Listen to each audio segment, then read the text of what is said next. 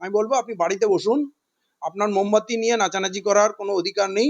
কারণ আজ পর্যন্ত আপনার সরকারে যত লোকের হত্যা হয়েছে, রেপ হয়েছে, আপনি কারো বাড়িতে যাননি, কাউকে বিচার দেননি, এবং কি তার পরিবারের লোকের সঙ্গে কথা বলা দূরের কথা, আপনি দেখাও করেননি, তাদের বাড়িতেও যাননি। তাহলে এখন আপনাকে আর এই শেষ বয়সে লম্পজম্প করার দরকার নেই। আর ওই বালিশচাটা যে আছে ঋতব্রত, ওরা পুরোপুরি বিজেপিতে আছে, ঠিক আছে? অতএব বিজেপির কথা ওরা উঠবে বসবে, ওরা কখনোই এই সরকারের আমলে কোনো অন্যায় কাজ হলে তার বিরোধিতা করবে না। আবার মমতা বন্দ্যোপাধ্যায়ের সঙ্গেও যারা আছে তারা এতটাই কোণঠাসা, তারা পথে নামার মতো অবস্থায় নেই, তাদের তো ডিম তাড়া করে বেড়াচ্ছে, তো তারা লুকাচ্ছে। এই জন্য দেখলেন না অভিষেক ব্যানার্জি ভিডিও কলিং এ কথা বলছে, আমরা তো স্পটে গেলাম, তাদের বাড়িতে গেলাম, কিন্তু ওদের পথে নামার উপায় নেই, ডিম ওদের তাড়া করে। অতএব ওরা ঘরবন্দি হয়ে গেছে, ওরা ঘরে ভিডিও কলিং এই কথা উঠবে, ওই ফেসবুকেই লাইভ করবে, যেমন মুখ্যমন্ত্রী করছেন। মুখ্যমন্ত্রীর কাজে আর কথায় মিল হচ্ছে না, কোথায় পাওয়া যাচ্ছে না প্রতিটা ক্ষেত্রে।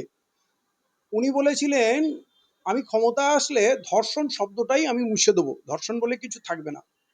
কিন্তু এইটা মনে হয় 8 নম্বর ধর্ষণ। যখন থেকে 4 তারিখে এই ক্ষমতা এসছে, এর আগে 6খানা ধর্ষণ হয়ে গেছে, তাতে একটা শব্দ উনি উচ্চারণ করেননি, কিন্তু কোথাও যাননি। এবং এইখানে প্রতিবাদ যখন আন্দোলন হলো, তারপরে উনি পীড়িতার বাবাকে ফোন করলেন, এবং ফোন করে উনি স্পটে না এসে ওকে ডাকলেন ভবানী ভবনে বন্ধ ঘরে কিছু আলাপ আলোচনা করবেন। তো আমি কিন্তু এইটা মনে করছি ধামাচাপা দেওয়ার জন্য পীড়িতার বাবাকে কেনার চেষ্টা হচ্ছে। কারণ গোপন আলোচনার তো কিছু নেই, দেশে আইন আছে, এবং আপনি তো বলেছেন সকালে ধরবো বিকালে খরচা করব। তাহলে সকাল বিকাল দুদিন পার হয়ে গেল, আজকে 3 দিন পার হতে যাচ্ছে, এখন আপনার খবর নেই কেন? তার মানে আপনি যেটা বলছেন সেটা করছেন না। আপনি যেমন বলছিলেন বুলডোজার যদি এরপরে চলে, আমার বুকের উপর দিয়ে বুলডোজার যাবে, আমি এসে রুখে দাঁড়াবো। বুলডোজার সব থেকে চালানোর উৎসাহ আপনার বেশি পাওয়া গেছে, কোনো কথায় মিল নেই। এবং আজকে এখানে এসে সেই পীড়িতার ব্যাপারে আপনি যতটা না আগ্রহী, সেখানে আপনি একটা বক্তব্য দিয়েছেন, একটা নয় 4টে কেস হবে। প্রথম কেসটা নির্মম অত্যাচার হয়েছে, তার শাস্তি হবে, ক্যাপিটাল পানিশমেন্ট হবে, সেটা পুলিশ দেখছে, সেইটা নিয়ে কথা বলবো না। মানে এটা আইনের ব্যাপার, পুলিশের ব্যাপার হয়ে গেল। কিন্তু বাকি 3টে কেস আপনি দেখবেন, এদের ঘরের থেকে বেরিয়েছে, ঘরে ঢুকিয়ে দেবো, হারার পর ঘরে ঢুকে গেছিল, এদেরকে আমি সবক শেখাবো, এইসব কথা বলে, মানে এগুলো সব আপনার দায়িত্ব। এটা আইনের দায়িত্ব না, এটা পুলিশের দায়িত্ব না, এটা আপনি পার্সোনালি দেখবেন। এবং সেখানে বললেন যে রেল লাইন উপড়ে দেওয়া হয়েছে, সেখানে আপনি বললেন পুলিশের গাড়ি আগুন লাগানো হয়েছিল, সম্পূর্ণ মিথ্যা কথা। কোনো রেল লাইন উপড়ানো হয়নি, রেল অবরোধ হয়েছিল। এবং শান্তিপূর্ণ রেল অবরোধ, পথ অবরোধ আপনি জীবনে করেননি বুঝি? আপনি মমতা বন্দ্যোপাধ্যায়ের ছাত্র, আপনি তার শিষ্য। এই বাংলাকে পথ অবরোধ, রেল অবরোধ, বাংলা বন্ধ, ভারত বন্ধ কে শিখিয়েছে? আপনারা শিখিয়েছেন। এবং আপনি নন্দীগ্রাম কাণ্ডে কি করেছেন? মমতা বন্দ্যোপাধ্যায় বলেছে ওই পুলিশের পোশাক পরে হারমাত বাহিনী এসে যে গুলি চালিয়েছিল, সেগুলো নাকি আপনি, আপনার পিছনে এগুলো হয়েছে। ওইখানে রাস্তা খুঁড়ে দেওয়া, নন্দীগ্রাম 1 বছর অবরুদ্ধ রাখা, এগুলো আপনার নেতৃত্বে হয়েছে। এবং কদিন আগে আপনি যখন বিরোধী আসনে ছিলেন, নবান্ন অভিযান, আপনি কি বলেছিলেন? রক্ত ঝরবে, গুলি চলবে। আপনি, আপনার গুন্ডা বাহিনী কি করেছিল? মেরে পুলিশের চোখ কানা করে দিয়েছিল। আপনার লোকেদের মারে, একজন সিনিয়র অফিসার মার খেয়ে কুড়াতে কুড়াতে মসজিদে আশ্রয় নিয়েছিল প্রাণ বাঁচাতে। রাস্তায় পুলিশের গাড়ি দাউ দাউ করে জ্বলতে দেখেছি আমরা। আপনি সব ভুলে গেলেন। এখন আপনি মানুষকে শান্তি কি করে বজায় রাখতে হয়, গণতন্ত্র কি করে বজায় করতে হয়। আজ এখানে মানুষ পথে নেমেছিল প্রতিবাদে, কারণ পুলিশ অপরাধীকে ছেড়ে দিচ্ছে। মানুষ শান্তিপূর্ণ পথ অবরোধ করবে না, আপনি সেন্ট্রাল ফোর্স নামিয়ে তাদের গুড়িয়ে দেওয়ার চেষ্টা করলেন। আপনার দুঃখ, দুটো সেন্ট্রাল ফোর্স নাকি আহত হয়েছে। মানে যত দরদ সেন্ট্রাল ফোর্সের জন্য। সেন্ট্রাল ফোর্স আপনাকে ভোট দেয়নি, বাংলার মানুষ ভোট দিয়েছে। আপনার রাস্তা জাম হলে আপনার অসুবিধা, ফুটপাথ জাম হলে, ট্রেন লাইন জাম হলে আপনার অসুবিধা। তো আপনার ভালোবাসা ফুটপাথের সঙ্গে, সরকারি রাস্তার সঙ্গে, রেল স্টেশনের সঙ্গে, এই বাংলার মানুষের সঙ্গে কি আপনার কোনো সম্পর্ক নেই? তাহলে আজকে আপনি যেই কথা বলছেন জিরো টলারেন্স, আপনার মধ্যে কোনো টলারেন্স ছিল? আপনি তো হিংসার মাস্টার মাইন্ডার, কথায় কথায় হুমকি দেন, ওদেরকে সবক শিখিয়ে দেবো, ওদের ঘরে ঢুকিয়ে দেবো, এখানে এটা চলবে না, ওটা চলবে না, টু শব্দ ঠিক করতে দেবো না। তো আপনি যে কাজটা করছেন, আমার মনে হয় রাজ্যে আপনি বারুদে মাচিস ঢালার কাজ করছেন। মানুষকে আপনি কোথায় শান্ত করবেন? আপনি অভিভাবক, মানুষকে আপনি উত্তেজিত করছেন। যাদের বাচ্চা গেছে, মানে বাংলার মানুষের, আজ তো বাংলার মানুষের আমাদের হৃদয়ে আঘাত লেগেছে, এত নির্মম ঘটনা, হিন্দু মুসলমান সবাই আহত। সেখানে ঢুকে আপনি বলছেন যে ওই গণপিটুনিতে যাকে মারা হয়েছে তার মধ্যে ধর্মীয় অ্যাঙ্গেল ছিল, তার ধর্ম দেখে মারা হয়েছে। তা আপনি ঢুকেই হিন্দু মুসলমান শুরু করে দিলেন। আবার আপনি বলছেন সাম্প্রদায়িক হুলিগানসদের, জেহাদিদের আপনি দমন করবেন। তা আপনি তো বারুদ ছড়াচ্ছেন, আগুন লাগাচ্ছেন। তো আমরা বাংলার মানুষ আপনাকে অনুরোধ করব, আপনি এখন মুখ্যমন্ত্রী, যে কথা বলবেন দায়িত্ব নিয়ে বলবেন, চিন্তা ভাবনা করে বলবেন। আপনার হাতে দায়িত্ব রয়েছে শান্তি স্থাপন করা, ল অ্যান্ড অর্ডার মেনটেন করার। এবং সেখানে গিয়ে দেখলাম এলাকার মানুষ যথেষ্ট শান্তি বজায় রাখছে, গাড়ির ট্রাফিক কন্ট্রোল করছে, কিন্তু আপনার বিশাল র্যাব বাহিনী ওখানে দাঁড়িয়ে আছে শুধু মানুষকে কন্ট্রোল করার জন্য, বিচার পাইয়ে দেওয়ার জন্য, অপরাধীকে ধরার জন্য আপনার কোনো আগ্রহ নেই। অতএব এই যে 3 দিন পর আসছেন, আমার মনে হয় উনি ঘুঁটি সাজাচ্ছিলেন। অগ্নিমিত্রা পাল, কালকে আমি দুজনের কথা বলেছি, অগ্নিমিত্রা পাল নারী ও শিশু রক্ষামন্ত্রী, তিনি এখন এখানে আসেননি কেন? শুনলাম আজকে সকালে ঘুরে গেছেন। আমি কালকে বলেছিলাম মুখ্যমন্ত্রী এখন এখানে আসেননি কেন? শুনছি আজকে যাচ্ছেন। তাহলে আমরা গিয়ে যদি আপনাকে না কুচাই তাহলে আপনি যাবেন না। আর ওখানকার লোক পথ অবরোধ না করলে আপনি পীড়িতার বাবাকে ফোন করে কথা বলবেন না। তাহলে আগের লোকগুলো ওই বেহালা থেকে আরজিকর যত ঘটনা ঘটলো, কেউ রাস্তা অবরোধ করেনি, তাই আপনি মুখও খোলেননি, আপনি কাউকে ফোনও করেননি। তাহলে তো মানুষকে তো আপনি আন্দোলনে আসতে বাধ্য করছেন, কারণ আপনি পীড়িতাদের বিচার দেওয়ার ব্যাপারে কোথায় আগ্রহী বলুন তো? অতএব আজকে উনি যাচ্ছেন, আমরা খেয়াল রাখবো উনি আজকে যাচ্ছেন, কি বলেন। আমি আশা করব কোনো সাম্প্রদায়িক মেরুকরণ উনি করবেন না, এমন কথা বলবেন না, শান্তি বজায় রাখার চেষ্টা করবেন। কোনো সাম্প্রদায়িক উস্কানিমূলক কথা, বাংলায় উত্তপ্ত হোক, বাংলায় হিংসা ছড়াক, এমন কোনো কাজ উনি করবেন না। এই যে বর্তমান মুখ্যমন্ত্রী শুভেন্দু অধিকারী, তার বক্তব্য আমরা শুনেছি, কিন্তু প্রাক্তন মুখ্যমন্ত্রী মমতা বন্দ্যোপাধ্যায়ের মতো কিন্তু তিনি বলছেন না। প্রাক্তন মুখ্যমন্ত্রী মমতা বন্দ্যোপাধ্যায় বলতেন ছোট ঘটনা, ও প্রেম ছিল কিনা এরকমই বলতো, কিন্তু মুখ্যমন্ত্রী বলেছেন যে আমি ক্যাপিটাল পানিশমেন্ট দেবো এবং 4টে মামলা হয়েছে। এটা তো যথেষ্ট মানুষ, রাজ্যের মানুষ যথেষ্ট সন্তুষ্ট বলে মনে হয়। দেখেন, মুখ্যমন্ত্রী, প্রাক্তন মুখ্যমন্ত্রী যা করেছেন অতি জঘন্য। সাজানো ঘটনা, ছোট ঘটনা, কুৎসা ছড়ানো হচ্ছে, রাজ্যকে বদনাম করা হচ্ছে। তো এগুলো আমরা জানি এবং আজ পর্যন্ত কারো বাড়ি যাননি। উনি সেই লাস্ট রিজওয়ানুর বাড়িতে গেছিলেন, আর এখন এই বারুইপুরে যাওয়ার জন্য উনি উৎসাহিত হয়ে পড়েছেন। আমি বলবো আপনি বাড়িতে বসুন, আপনার মোমবাতি নিয়ে নাচানাচি করার কোনো অধিকার নেই। কারণ আজ পর্যন্ত আপনার সরকারে যত লোকের হত্যা হয়েছে, রেপ হয়েছে, আপনি কারো বাড়িতে যাননি, কাউকে বিচার দেননি, এবং কি তার পরিবারের লোকের সঙ্গে কথা বলা দূরের কথা, আপনি দেখাও করেননি, তাদের বাড়িতেও যাননি। তাহলে এখন আপনাকে আর এই শেষ বয়সে লম্পজম্প করার দরকার নেই।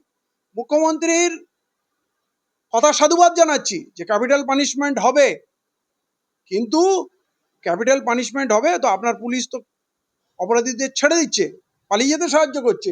আপনার কথা আর কাজে তো মিল হচ্ছে না। আপনি আন্দোলনকারীদের দমন করতে যতটা উৎসাহী, কিন্তু এই অপরাধীর শাস্তি দিতে বলছেন যে পুলিশ ওটা নিয়ে কথা বলবে, আমি কথা বলবো না, মানে সেই ব্যাপারে আপনি কথা বলছেন না। তাহলে অন্য ব্যাপারগুলোতে আপনি কথা বলছেন কেন? এবং কথা বললে আপনি মুখ্যমন্ত্রী দায়িত্বজ্ঞান কেন কথা বলছেন যে রেল লাইন উপড়ে দেওয়া হয়েছে, পুলিশের গাড়ি পুড়িয়ে দেওয়া হয়েছে, এই কথাগুলো তো মিথ্যা। অতএব এটা একজন মুখ্যমন্ত্রীর কাছে আশা করা যায় না। তাকে অনেক দায়িত্বশীল হতে হবে প্রতিটা শব্দ উচ্চারণের আগে। এবং রাজ্যের দায়িত্ব আপনার হাতে আছে, রাজ্যের শান্তি শৃঙ্খলা এবং এই গরিব মানুষের জীবন যেন বিপন্ন না হয়, সাম্প্রদায়িক আগুন যেন বাংলায় না জ্বলে, এইটা যেমন আমাদের বাংলার নাগরিকদের দায়িত্ব, সেরকম বড় দায়িত্ব মুখ্যমন্ত্রীর, সেইটা মুখ্যমন্ত্রীকে খেয়াল রাখতে হবে। পুলিশ পুলিশ প্রশাসনের বারবার পুলিশ প্রশাসনের ভূমিকায় কিন্তু মানুষ প্রশ্ন তোলে। সাধারণ বাংলার মানুষ কেউ প্লাস্টিক গুড়ায়, কেউ কাগজ গুড়ায়, কেউ মাটি কাটে, কেউ চাকরি করে, সবার ট্যাক্সের পয়সা দিয়ে কিন্তু পুলিশ প্রশাসনের মোটা টাকা মাইনে দেওয়া হয়। তাহলে এই পুলিশ প্রশাসন কবে নিজের দায়িত্ব পালন করবে, আর বাংলার বিশেষ করে মহিলাদের নিরাপত্তা বা সুরক্ষা কবে পাবে? এইটা বাংলার 10 কোটি মানুষের দুশ্চিন্তা। দিনে দিনে এদের চরিত্র আরো খারাপ হচ্ছে, এবং সরকার পাল্টায়, মন্ত্রী পাল্টায়, মুখ্যমন্ত্রী পাল্টায়, পুলিশের চরিত্র পাল্টাচ্ছে না, তারা অত্যাচারী থাকছে, এবং কোথাও না কোথাও দুষ্কৃতীদের সঙ্গে তাদের যোগাযোগ থাকছে। তাদের পুরনো সম্পর্কের জেরে তারা তাদের হয়তো বাঁচানোর চেষ্টা করে, এবং যেটা পুলিশ ডিপার্টমেন্টে সাম্প্রদায়িককরণ হয়েছে, যেটা বলা হয়েছে 68%, এটা সার্ভে রিপোর্ট বলছে 68% পুলিশ নাকি মুসলিমদের জিহাদি এবং ক্রিমিনাল চোখে দেখে। তাহলে যদি পুলিশের মানসিকতা আরএসএস পন্থী হয়ে যায় তাহলে বিচার পাওয়া খুব কঠিন হবে, তারা অপরাধীকে বাঁচাবে। এবং তার প্রতিটা কেসে আমরা বিগত দিনে যা ঘটেছে একতরফা পুলিশি অ্যাকশন দেখেছি এবং মুসলিমদের এরা টার্গেট করে। এটা রাজ্যের মানুষকে বুঝতে হবে, এই পুলিশের এই আচরণে এই যে হিন্দু মুসলমান হচ্ছে তাতে হিন্দুরা কোথাও উপকৃত হচ্ছে না, তাদের কোনো দাবি দাওয়া মিটছে না, তাদের জীবন জীবিকা সব থেকে বেশি ধ্বংস হচ্ছে, ছিনিয়ে নেওয়া হচ্ছে। সেখানে মুসলমানদের উপরে যদি কিন্তু অত্যাচার করে প্রলেপ দেওয়ার যদি চেষ্টা হয় তাতে আখেরে হিন্দুদের কি কোনো উপকার হচ্ছে? অতএব বাঁচলে হিন্দু মুসলমান একসঙ্গে বাঁচবে, আর মরলে দুজনেই মরে যাবে। কিন্তু এইটা উপলব্ধি করার সময় এসছে এবং আমাদের হিন্দু মুসলমান কাঁধে কাঁধ হাতে হাত ধরে একসঙ্গে দাঁড়াতে হবে। আমরা কোনো রকম অন্যায়কে বরদাস্ত করবো না। এ ধরনের ঘটনা ঘটলে আমরা দেখেছি যে বিরোধী দলনেতার একটা ভূমিকা থাকে। বর্তমান যে বিরোধী দলনেতা তার তো কোনো পোস্ট বলুন আর কোনো মুখ খোলাই তো দেখতে পাচ্ছি না। দেখুন, এখন বিরোধী দলনেতা বলতে গেলে আপনার সিপিএম এর একটা এমএলএ কে ধরতে হবে, নওশাদ সিদ্দিকীকে ধরতে হবে, আর কংগ্রেসের একজনকে ধরতে হবে, কারণ কংগ্রেসের একজন নেতা কথা বলেন না। ঠিক আছে, হ্যাঁ, ও ফারাক্কার যিনি আছেন উনি কথাবার্তা বলেন না। অতএব জুলফিকার বলে আরেকজন আছে, হ্যাঁ। তো এই তিনজন মোটামুটি মুখ। আর ওই বালিশচাটা যে আছে ঋতব্রত, ওরা তো পুরোপুরি বিজেপিতে আছে। ঠিক আছে, অতএব বিজেপির কথা ওরা উঠবে বসবে, ওরা কখনোই এই সরকারের আমলে কোনো অন্যায় কাজ হলে তার বিরোধিতা করবে না। আবার মমতা বন্দ্যোপাধ্যায়ের সঙ্গেও যারা আছে তারা এতটাই কোণঠাসা, তারা পথে নামার মতো অবস্থায় নেই, তাদের তো ডিম তাড়া করে বেড়াচ্ছে, তো তারা লুকাচ্ছে। এই জন্য দেখলেন না অভিষেক ব্যানার্জি ভিডিও কলিং এ কথা বলছে, আমরা তো স্পটে গেলাম, তাদের বাড়িতে গেলাম, কিন্তু ওদের পথে নামার উপায় নেই, ডিম ওদের তাড়া করে।